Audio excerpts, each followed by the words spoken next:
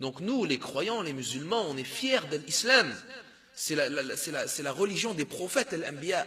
C'est la religion des meilleurs des hommes. Donc comment tu peux délaisser les actions de cet islam pour te rabaisser aux actions de gens qui valent rien auprès d'Allah Azza wa Jal?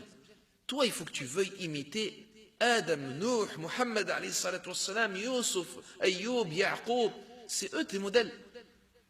Parle comme ils ont parlé. Adore comme ils ont adoré. Comporte-toi comme ils se sont comportés. Adore Allah Azza wa Jal, place ta confiance en Allah comme ils ont placé leur confiance en Allah. Résiste aux épreuves comme ils ont patienté aux épreuves. C'est eux tes modèles. Mais si tu vas me suivre un footballeur et un rappeur et un chanteur et un acteur, ils n'ont aucune religion, mais pire encore, parmi ceux qui se prétendent, et je dis bien ceux qui se prétendent les frères, parce que là la situation elle est grave en ce moment. Je ne dis pas les musulmans, je dis parmi ceux qui se prétendent être musulmans. Il y en a qui se prétendent parce que malheureusement on a peur pour eux, qui sont déjà sortis de l'islam avec leurs catastrophes qu'ils ont fait dans leurs chansons et dans leurs sketchs.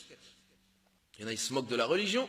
Il y en a, ils prononcent des paroles de mécréance dans leurs chansons.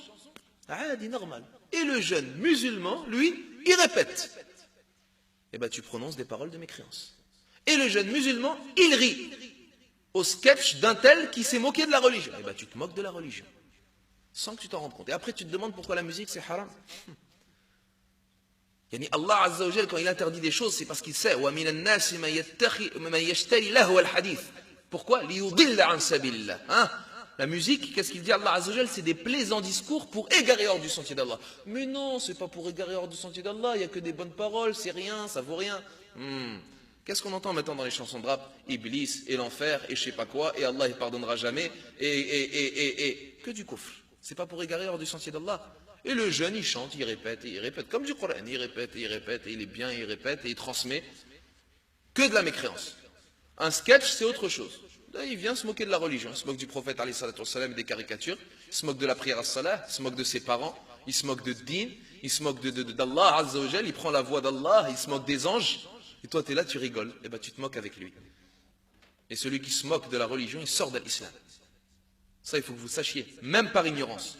C'est-à-dire même si, je ne dis pas par ignorance, même s'il n'avait pas l'intention de vouloir se rabaisser la valeur de l'islam. Parce que les savants, ils ont dit, celui qui se moque de l'islam, forcément, il a cette intention. C'est inné dans la dérision. Tu ne peux pas dire, mais non, j'ai pas voulu. Mais excuse-moi, tu te moques. Donc, khlas, celui qui a un minimum d'amour pour l'islam et de croyance pour l'islam, quand il entend une blague comme cela, ou une plaisanterie, ou un sketch, khalas, il éteint, il change de chaîne, il regarde même plus cette personne.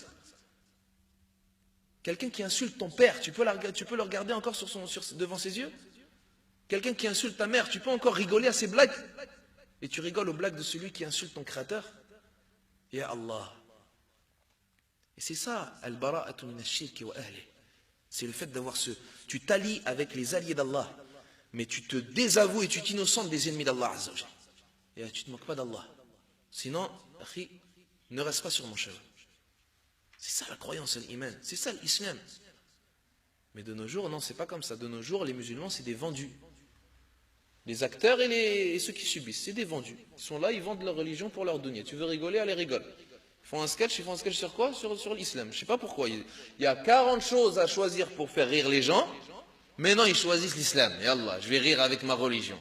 Je vais vendre ma religion pour que les gens y rient. Et pour que j'ai de la paye et de l'argent et de la réputation. Allège.